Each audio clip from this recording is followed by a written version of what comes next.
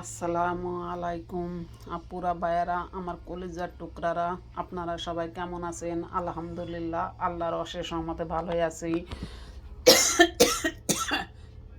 আমার ঠান্ডা লাগছে আর অনেক টাইম চলে গেছে, তাই আমি দেরি করব না। আমি আজকে বেগুন ভাজি করব আর এই ছোট মাছ দিয়ে। আপনারা দেখেন কত সুন্দর ছোট মাছ। এই মাছ দিয়ে আমি এই যে কফির কফির নিচের অংশটুকু এই সুন্দর করে রান্না করব। তা কীভাবে রান্না করি সঙ্গে থাকেন, আপনারা দেখেন কিভাবে রান্না করি। আজকে আমি এই বেগুনটা ভাজি করব ঠিক এইভাবে। একটা বেগুনরে আমি দুই ভাগ করব, কারণ আমি তো খাই না, দুইজনে খাইব। 2 পিস দিব, এই যে 2 পিস। চিন্তা ভাবনা করব আর একটা কাটবো কিনা।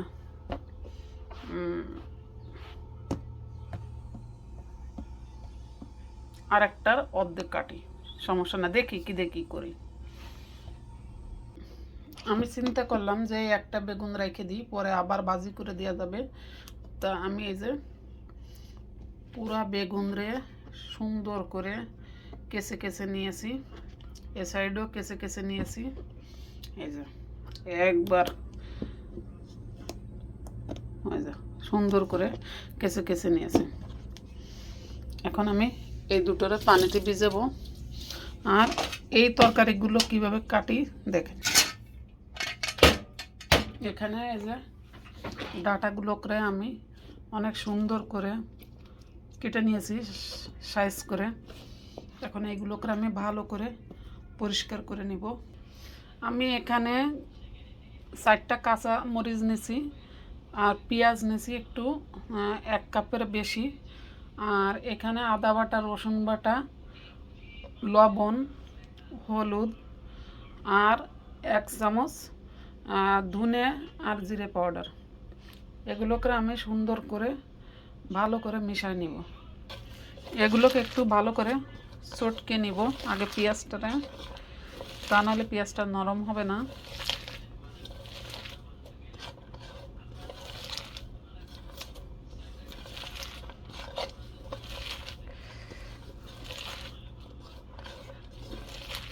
এখন আমি লবণটুক টেনে নিয়ে আসবো, তারপরে টেনে নেব হচ্ছে এই যে আদা বাটা, রসুন বাটা।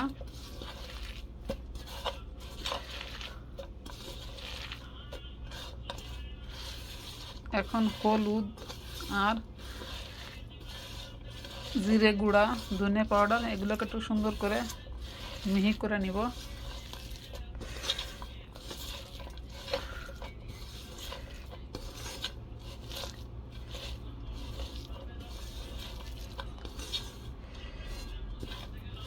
এখানে আমি এই যে সরিষার তেল নিয়েছি, সরিষার তেল ভালো করে এর সাথে মিশাই নিব।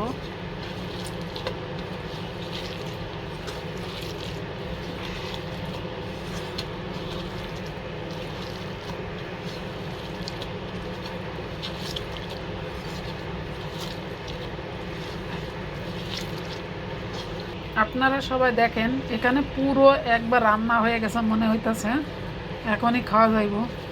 এর মাঝে আমি এই তরকারিগুলো দিয়ে দিব। আমি এই যে তরকারিগুলো দিয়ে দিছি। এখন এই তরকারিগুলোকে ভালো করে হাতের সাহায্যে আমি মাখাই নেব।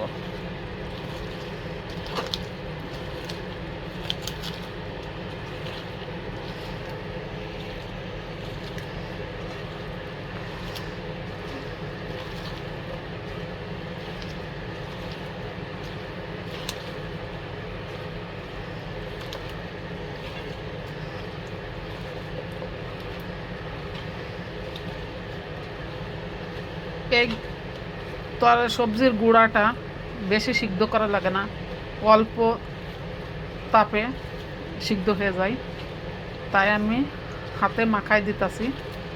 হাতে মাখায় রান্নাটা অনেক মজা লাগে। এখন আমি মাছ দিই নাই, মাছটা আরও পরে দেব, যেহেতু আমি তরকারিটা সুন্দর করে অর্ধেক রান্নাটা আমি হাতের সাহায্যে করে নিব। আপনারা এইভাবে রান্না করে খেয়ে দেখেন, অনেক মজা লাগবে। এই কপিটার নাম আমি জানি না, মানে শাকের গুঁড়া, এটা কপি তো না, শাক। কি শাক আমি বলতে পারি না, নাম কি জানি না।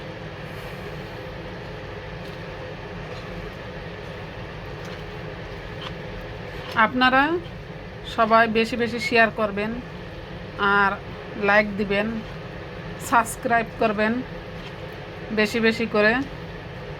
সবাই বেল বাটনে ক্লিক করবেন, সাবস্ক্রাইব করবেন, করে ভিডিওটা দেখবেন।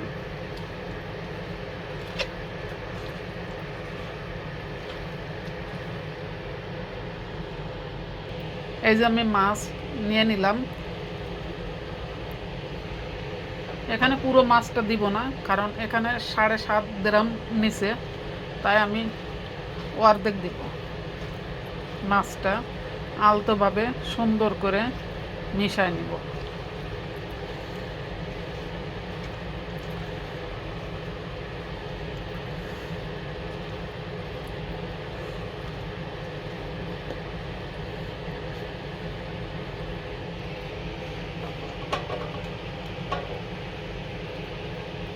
মাছটা পুরোই দিয়ে দিব। আমি মাছটা আপনারা দেখেন নাই, এখানে আমি এই যে সবই দিয়ে দিছি, মাছটা সব দিয়ে দিছি, তাহলে মজা লাগবে। এই জন্য আমি মাছটা সবই দিয়ে দিলাম।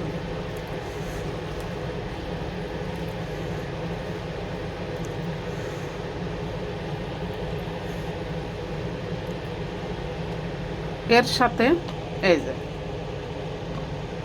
এগুলো দিয়ে দেবো।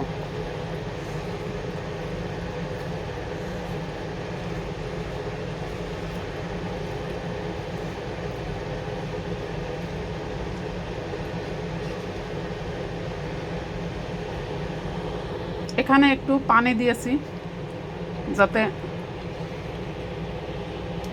কফির বা শাকের গুঁড়া যাই বলেন না কেন সিজে যায়। এখন আমি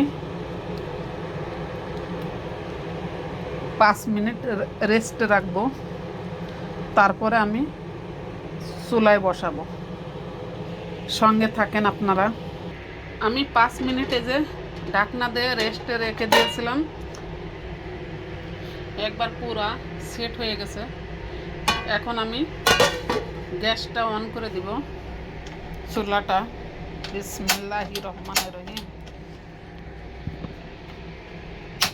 হ্যাঁ, আলহামদুলিল্লাহ গ্যাসটা অন হয়ে গেছে, চুলাটা। আপনারা সঙ্গে থাকেন, দেখেন কিভাবে রান্নাটা শেষ করলাম, সাথেই থাকেন। এ সাইডে বেগুনটাকে আমি ভালো করে ধুয়ে নিছি, নেওয়ার পরে ঝরাই নিছি। এখানে আমি লবণ দিছি, একটু শুকনা মরিচ বাটা দিছি, তারপরে হচ্ছে একটু রসুন বাটা দিছি, আদা রসুন বাটা, আর এই যে হলুদ নিছি। এখন এর আমি ভালো করে মিশাই নিব। পানি দিব না, কারণ আছে কি যে শুকনা শুকনা মাখাই নিব আমি। এরা আমি ভালো করে শুকনা শুকনা করে মাখাই নিব, কারণ পানি দিলে এই মশলাটা থাকবে না, চলে যাবে। এরা আমি ডোলে ডোলে ডোলে ডোলে পুরো বেগুনটারে সেট করে নিব।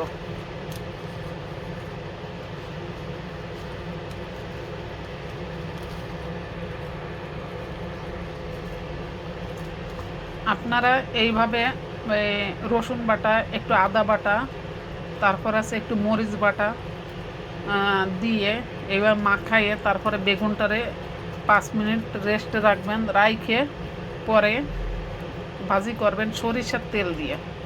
দেখবেন খাসির মাংস, গরুর মাংস, সব মাংস রাইখে আপনি এই রেসিপিটার দিকে যোগ দেবেন বেশি, এই খাবারটার দিকে। এখন আমি এর একটু রেস্টে রাখবো। আমি 3 মিনিট পরে আবার এই যে চলে আসলাম বেগুনটার কাছে। এখন আমি এটে বসাই দিব। বিসমিল্লাহ, বিসমিল্লাহির রহমানির রহিম। আল্লাহ, তোমার রহমত দিয়ে সুন্দর করে আল্লাহ তুমি রেসিপিটাকে মজা করে দিও। এখন এর আমি ঢেকে দিব। এর সাইডে দেখব যে তরকারিটার বলক আসছে। মাশাল্লাহ, তরকারিটা বলক আসছে। মাশাল্লাহ, কি সুন্দর লাল সবুজে ফ্রাই প্যানটা একবার ছুঁয়ে গেছে। লাল টমেটো, সবুজ তরকারি, মাশাল্লাহ। গ্রামের সিনারি দিয়ে ফ্রাই প্যানটারে আল্লাহ সাজিয়ে দিয়েছে, এরকম মনে হইতেছে, তাই না? আল্লাহর রহমত এগুলো। যতই আমি গুছাই গাছাই ঠিক করে দিই না কেন, আল্লাহর রহমত না থাকলে সে জিনিসটা ঠিক মতন হবে না। অনেক সুন্দর একটা ফ্লেভার ছড়াই গেছে। আমি পুরো 1 প্যাকেট মাছ এখানে দিয়েছি। এখন আর আমি ডেকে দিব না, ডেকে দিলে তো এই যে ডাটাগুলা একবার লেটকা লেটকা হয়ে যাবে। এখন আমি অপেক্ষায় থাকবো পানিটা শুকানোর, মানে ঝোলের পানিটা শুকানোর অপেক্ষায় থাকবো। এ সাইডে এই যে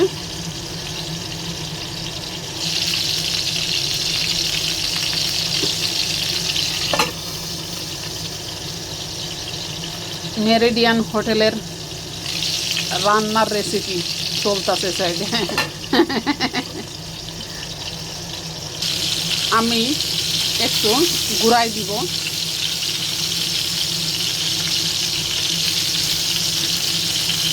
মাশাল্লাহ, এই যে আমার এই ছোটো মাছের যে তরকারিটা যদি আমি ঢেকে দিতাম তাহলে একবার লেটকা লেটকা হয়ে যেত। আর এখন মাশাল্লাহ অনেক সুন্দর দেখা যাইতেছে। গ্রাম সবুজের মনোরম মেলা বসেছে মনে হইতেছে। মাশাল্লাহ, আল্লাহর রহমত। এখন আমি কিছু ধনে পাতা কুচি দিয়ে দিব। এর সাইডে বেগুনটাকে আমি এপিঠ থেকে ওপিঠে উল্টা দিব।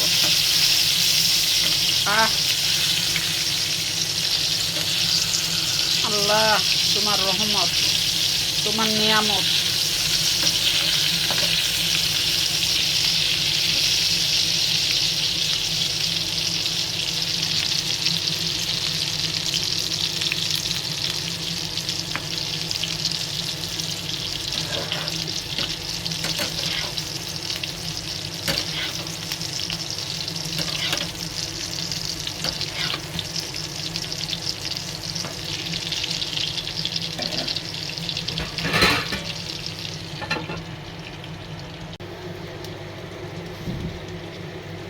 ছোটো মাছ দিয়ে সেই কফির বা শাকের গুঁড়া দিয়ে রান্না আপনাদের কাছে কেমন লাগছে আপনারা দেখবেন পুরো রান্নাটা যে কীভাবে আমি রান্না করলাম। ভালো থাকেন, সুস্থ থাকেন। আল্লাহ হাফেজ। আসসালামু আলাইকুম।